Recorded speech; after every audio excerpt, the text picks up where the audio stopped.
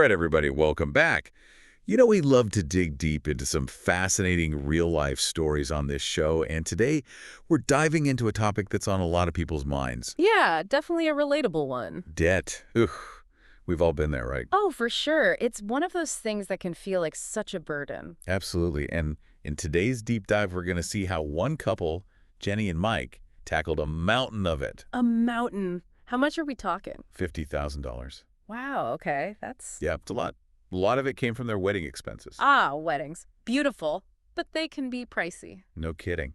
So they decided to use this thing called the debt snowball method to get back on track. Okay, I've heard of that. Isn't that the one where you focus on paying off the smallest debts first? That's the one. I'm kind of a fan of it, honestly. Yeah, it's actually pretty smart. It's less about the interest rates and more about building momentum. You start knocking out those smaller debts and suddenly you're like, hey, I can do this. It's totally a psychological thing. It is. Every time you pay off a debt, no matter how small, it's a win. And that can be super motivating to keep going. Like, okay, that parking ticket from 6 months ago is finally gone. On to the next one. Exactly. And as you start tackling bigger and bigger debts, that sense of accomplishment just keeps growing. It's like leveling up in a video game. Right. And that can make a huge difference when you're dealing with something as emotionally charged as debt. Speaking of which, Jenny and Mike didn't just rely on the snowball method, right? Right. They got pretty creative with side hustles and selling off stuff they didn't need. Which, let's be honest, is something a lot of us could probably do. Oh, totally. We all have those things sitting around gathering dust. Okay, so for the side hustles, what kind of things were they doing? Well, Jen had started freelancing as a graphic designer on Upwork. She'd always loved design, so it was a natural fit. Nice.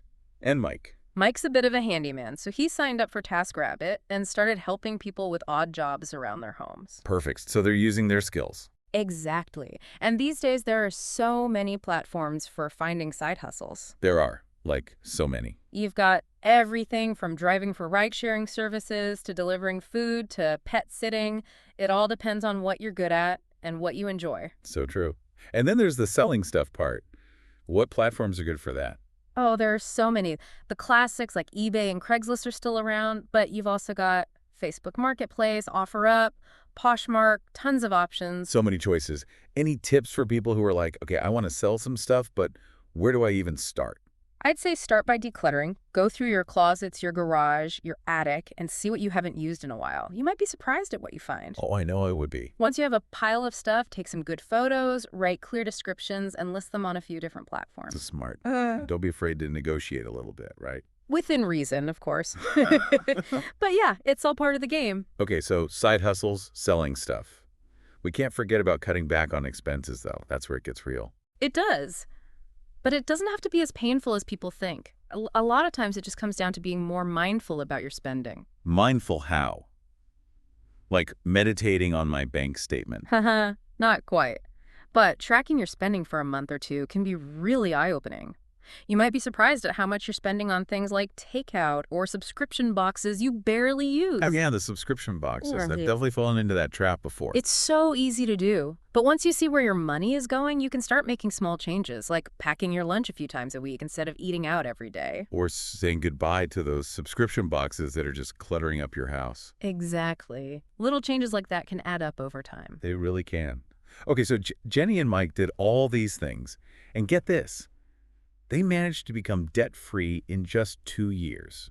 Wow, that's impressive. Right. So is that typical, or were they like financial superheroes? Well, they were definitely dedicated, but 2 years isn't some magical number.